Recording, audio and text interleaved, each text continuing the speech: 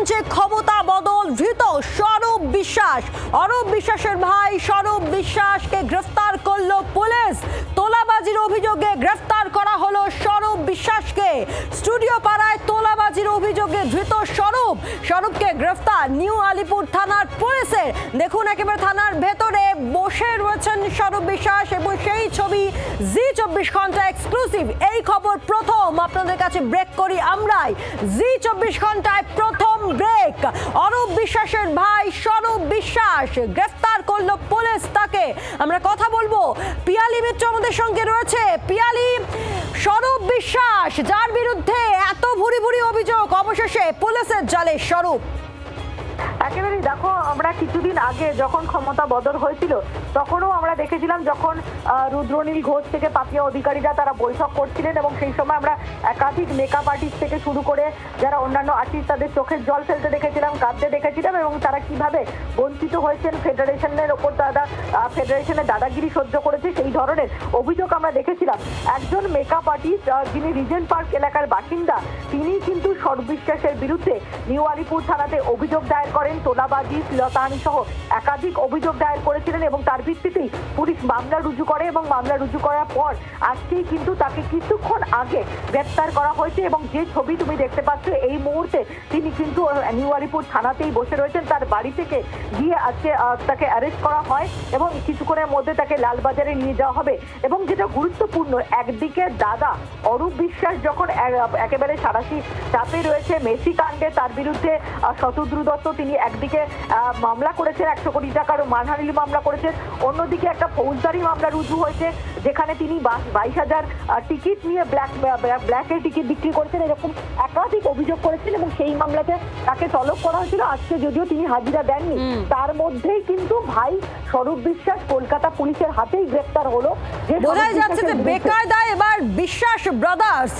ধন্যবাদ তোমাকে পিয়ালি। আর আমরা পুরো বিষয় নিয়ে গ্রেফতারি নিয়ে, স্বরূপ বিশ্বাসের গ্রেফতারি নিয়ে আমরা কথা বলেছিলাম টালিগঞ্জের বিজেপি বিধায়ক পাপিয়া অধিকারীর সঙ্গে। তার বক্তব্য শোনাবো। এখন যারা নেই, যখন অ্যারেস্ট করা ছিল তখন হয়নি, মানে এখন ঠিক আছে, এখনো অ্যারেস্ট হলো, মানে বেটার লেট দ্যান নেভার। অন্যায় করলে তো তার একটা শাস্তি আছেই, বলো তো।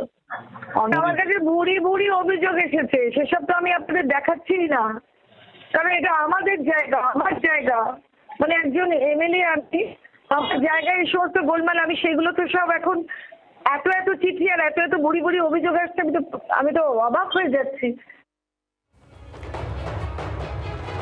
আপনাদের মনে থাকবে যে রাজ্যে যখন তৃণমূল কংগ্রেস ক্ষমতায় ছিল সে সময় টলিপাড়ায় স্বরূপ বিশ্বাসের দাপট, কি ভীষণ তার দাপট, যার জেরে একের পর এক কলা কুশলীরা তাদেরকে ব্যান করা হয়, অনেকে কাজ হারিয়ে বাড়িতে বসে থাকতে বাধ্য হয়।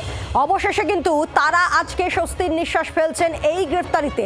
সৌমিতা আমাদের সঙ্গে রয়েছেন, আমাদের আরেক প্রতিনিধি। সৌমিতা, দেখো পায়েল, যিনি এই অভিযোগটি করেছেন, যিনি রূপসজ্জা শিল্পী সিমরান পাল মেকআপ আর্টিস্ট, তিনি কিন্তু বেশ কয়েকদিন ধরে এই খবরে রয়েছেন। এপ্রিল মাসে তিনি একটি লাইভ করেন সোশ্যাল মিডিয়ায় এবং সেখানে তিনি জানান যে 2 বছর ধরে তিনি কাজ পাচ্ছেন না। কেন কাজ পাচ্ছেন না তার জবাব তার কাছে নেই। তিনি তাদের যিনি গিল্ডের সম্পাদক বাপি মালাকার, তাকে বারবার ফোন করেছেন, তার কাছে অভিযোগ জমা করেছেন, কিন্তু তাতেও তার কোনো উপকার হয়নি এবং তারপর তিনি বাধ্য হয়ে 10 এপ্রিল গলফগ্রিন থানায় লিখিত অভিযোগ দায়ের করেছিলেন এবং ফেডারেশন সভাপতি, সেই সময়কার ফেডারেশন সভাপতি স্বরূপ বিশ্বাসকে তিনি জানিয়েছিলেন, লিখিত জানিয়েছিলেন যে তাকে 2 বছর ধরে বসিয়ে রাখা হয়েছে, কাজ দেওয়া হচ্ছে না।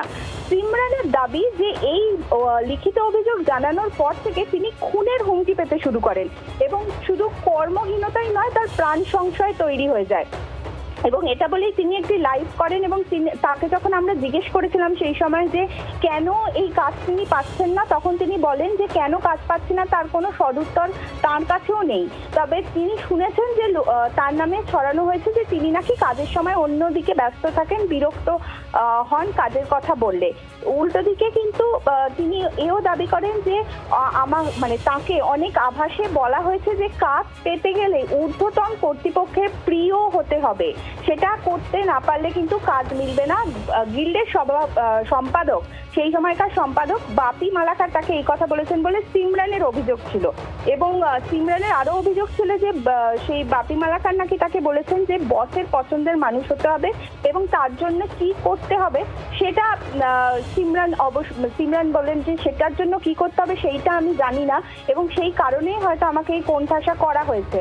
এবং সিমরান কাঁদতে কাঁদতে একটি লাইভ করেছিলেন এবং যেখানে তিনি বলেছিলেন যে ধার দেনা করে সংসার চালাতে হচ্ছেন, তার স্বামী প্রয়াত, তার 2 কন্যা সন্তান রয়েছেন যারা বিবাহিত, তাদের চালানো বাড়ি ভাড়া খাবারের যোগান তিনি দিতে পারছেন না, তার আত্মহত্যার দিকে এগিয়ে যাচ্ছেন। সেই সময় সিমরান জানান এবং তখন এই সিমরানের অভিযোগের প্রেক্ষিতেই তাহলে এই গ্রেফতারি, যেমনটা আমাদের প্রতিনিধি সৌমিতাও জানাচ্ছিলেন, দীর্ঘদিন ধরে একটা অভিযোগ ছিল এই সৌরভ বিশ্বাসের বিরুদ্ধে। এর আগে আমরা দেখেছি যখন তৃণমূল কংগ্রেস একেবারে ক্ষমতায়, গত 15 বছরের কথা যদি বলি, সে সময় আপনাদের মনে থাকবে টলিপাড়ায় বিশ্বাস ব্রাদার্স, তাদের কথাতে সব কিছু হতো। কে কাজ পাবে, কে কাজ পাবে না, সে অভিনেতা হোক, অভিনেত্রী হোক, সে পরিচালক হোক, প্রযোজক হোক, সে রূপ মেকআপ আর্টিস্ট হোক, টেকনিশিয়ানরা হোক, মানে প্রতিটি ক্ষেত্রে ব্রাদার্স, এই বিশ্বাস ব্রাদার্সের কথাই শেষ কথা।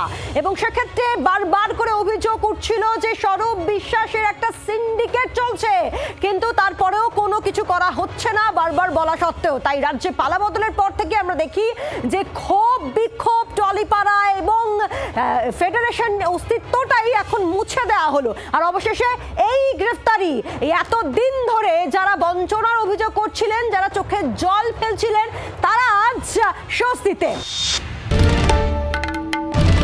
বাংলার আওয়াজ, বাঙালির আবেগ, জি 24 ঘন্টা।